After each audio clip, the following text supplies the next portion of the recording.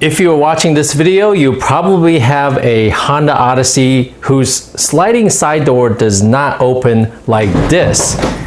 When you pull the handle, it probably whirls, it pops, and it does not open. In this video, I'm going to show you how to take apart the door to get to the little motor that allows you to open up the door very, very quickly. To create a little bit more room so you can access the door panel this way, you probably want to consider removing this passenger seat. So pull up the armrest, fold it down, and now it's a little heavy, so brace your back. You want to pull on this handle, lift it back up, and then it should come out by pulling out this way. Just like that. Okay, now we're inside the vehicle. I have this driver's side sliding door partially open. The first thing that you want to remove is this handle right here. You don't need any fancy tools or anything like that. All you need is a little towel, just like this. This is held by a little ring clip. So the goal is to take the towel and then push it down from the inside so the clip will open up and this thing pulls right out. Let's try this. So just kind of slide the towel between the side panel and the handle. I'm going to try to show you this as best as I can. Kind of pull down like this, and now you want to be careful and make sure that clip doesn't fly out and you lose track of it. So gently pull like that, and it just flew off. So let me go find it for you. All right, found it. It was sitting on the ground right outside. So this clip just flew off, and all I have to do is pull this handle straight out, just like that. And I'm going to try the best as I can to show you this, but the C-clip fits in just like that. I'm going to push it back in right now so that I don't lose track of it. So it goes in like this. All right, so I just pushed it in right there. So put that aside.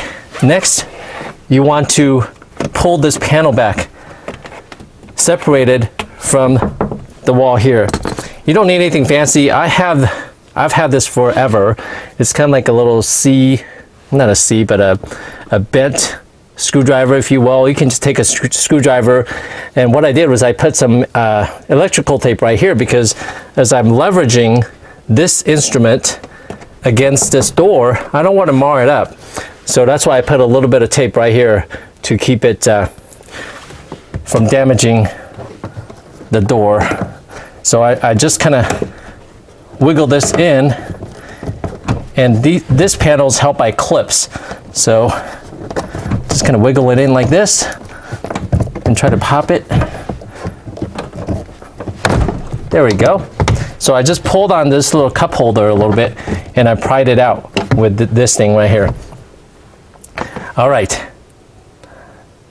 Next, I'm going to turn off the switch that controls the door. I'm going to disable this the switch at the front. Okay, after you turn off the switch, you now have the ability to kind of slide the door back and forth relatively easily. You want to close it just enough so that you can get to the back side of the door. And you can hold, let me see if I can show it to you.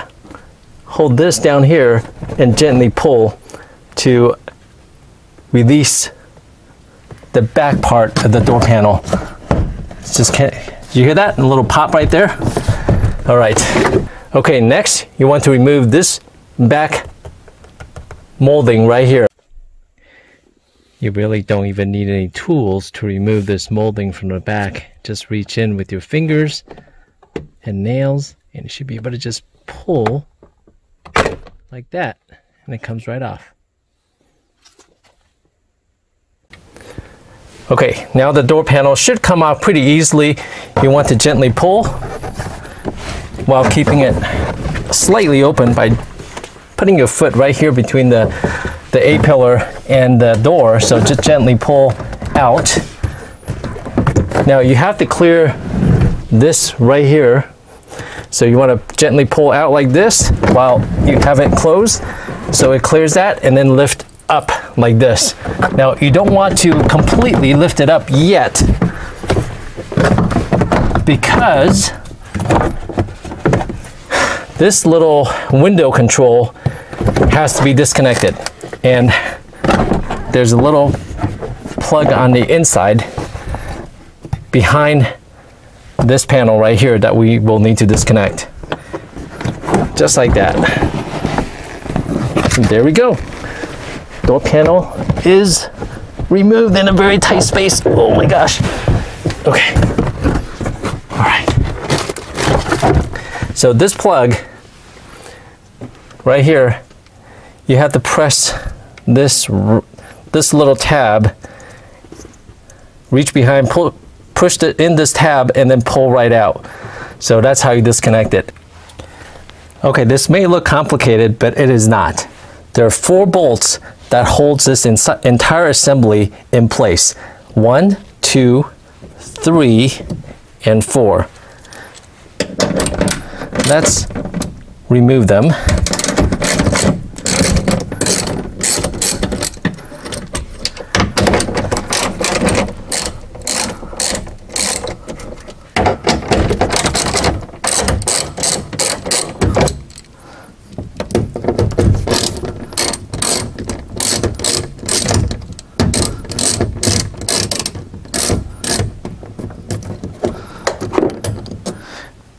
This one down here is the only one that is unique. The other 3 are the same.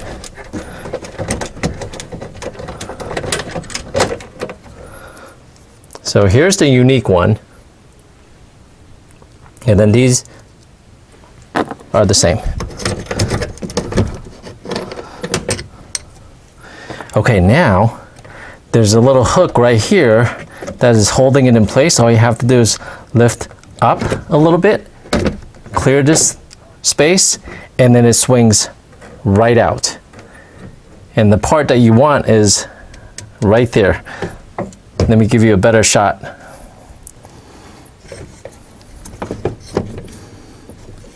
I'm gonna disconnect this right here so I don't damage it while we're messing with it.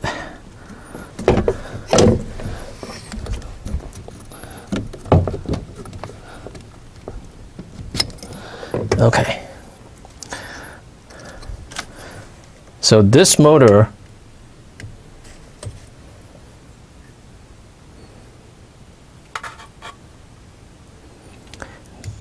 right here is typically the culprit.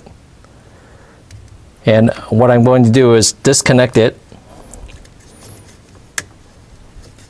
push it on the tab right here, and then pull the plug out.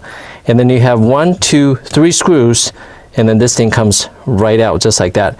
Keep in mind, there's a little spring that hooks here and over here that I've already disconnected. Once again, here's the spring that you have to connect and disconnect from this lever right here, which is connected to this assembly.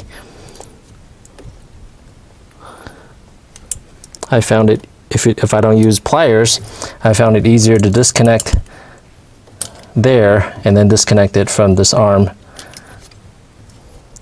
just like that. Or you can leave it connected as you remove these 3 screws to remove this motor right here, this motor assembly. This entire door mechanism is still attached to the door. I have not disconnected it from the door. So here, let me give you a wider view. It is still connected. So all I have to do is remove these 3 screws.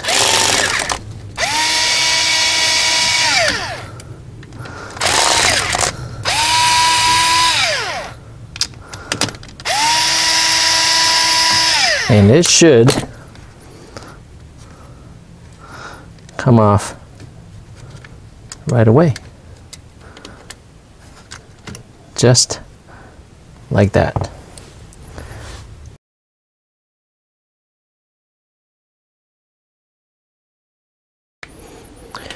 This is very easy to remove and disassemble. There's only one screw down here, so keep in mind the orientation. Here's the lever that moves back and forth. Here's the plug. This is the only screw down here. This is the black screw. Take that off. Now these are the 3 screws that held this motor assembly onto the car. So you may need to pry this using small screwdrivers like this. Pry it open in one spot and it should come apart pretty easily. Just like that. Now if you look underneath, lots of grease. Lithium grease. It appears white. Now these gears, you can take it off, you can put it on pretty easily. You can't screw this up. That's one big gear. That was what turns this thing here. And this comes off right just like that. And then this you can just pull right out. There's a little index here that goes right there, so you can't really screw this up. This is often the offending motor. This motor has to turn very, very quickly to unlock that gear so that this can freely move. But when this is a little bit slow, this will not disengage and then the door cannot unlatch. I found this to be the problem. So I put a drop of oil there, drop of oil right there. This just pulls right out. It has 2 little connectors back here. So I'll pull it out just like that. You pry it up, it comes off. 2 little connectors that go right there. 1 drop of oil there, 1 drop of oil there. Make sure this is freely spinning. Put this right back in. Line up the tabs and it goes right in just like that. This gear goes in just like that. It's already lubricated and you can see that this moves easily. This goes right on here, just like that. This pops right back in. There you go. Just put some lithium grease on there. Close this up. There we go. Put the screw back in.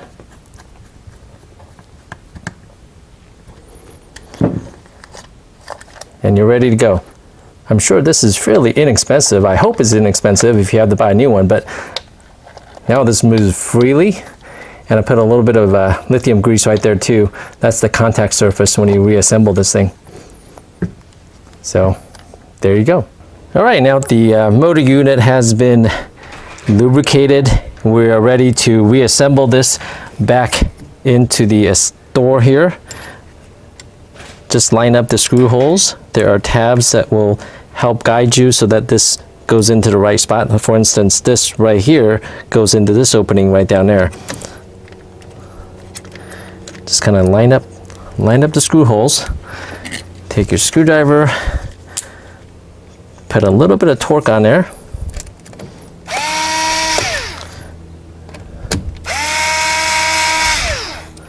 I did not tighten it all the way, so I'm just going to go a little bit at a time. There we go. All right. And now I can manually tighten it just a little bit so it's not overly done. Very important, do not forget to reconnect this spring. There you go. Now this spring is reconnected right here, just like that. The contact surface is lubricated. If you want to, you can take a silicone spray and spray the contacts if you wish. And then we are ready to put it all back together again. Oh yes, of course, do not forget to reconnect this back on here. Snaps right on, just like that. Here's a closer view of everything. The plug goes here. There's the motor assembly unit, and the spring that you need to reattach is right there. It connects from there to that opening. 1, 2, 3 screws. All right, now all you have to do is take this whole assembly, flip it back into position. Now remember, you unhooked it up here, so make sure you drop that in first, and then it should hang just like that. Remember to reconnect this. Alrighty. And now you just have to line up the holes and put the bolts back in, and you'll be ready to go. Let's do that right now.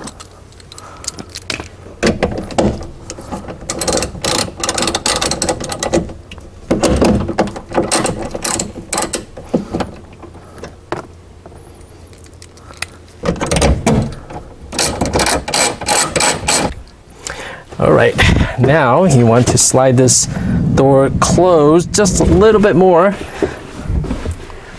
I've wedged my foot right here to prevent it from closing all the way.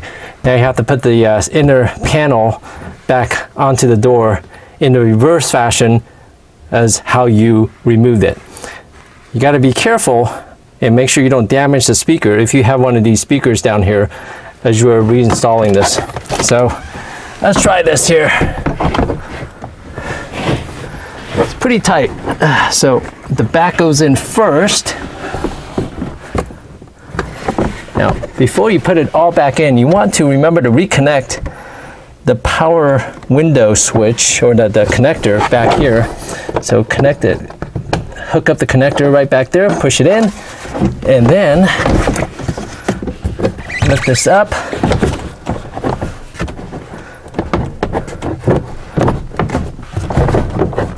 From the top here, line things up from top to bottom. Now there's this thing right here, so you want to make sure things are lined up just like that. Then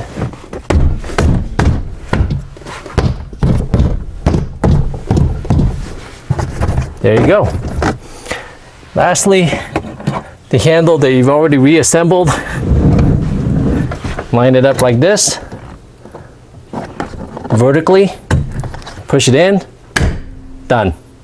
All right, now let's enable the power sliding door switch from the front and try this out.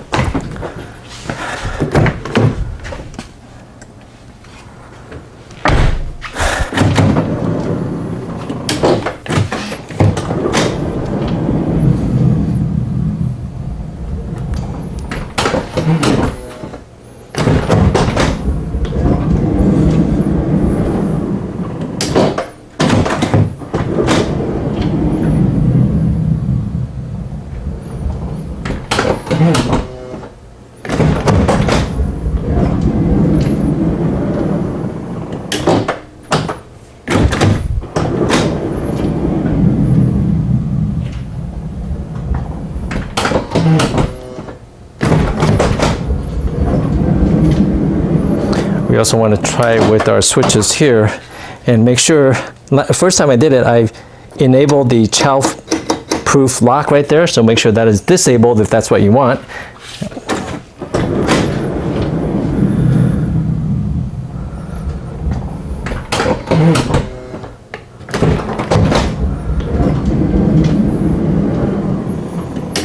I say that's a success. Don't get too overly excited and forget to put this back molding trim on. So kind of line things up like that and pop it in.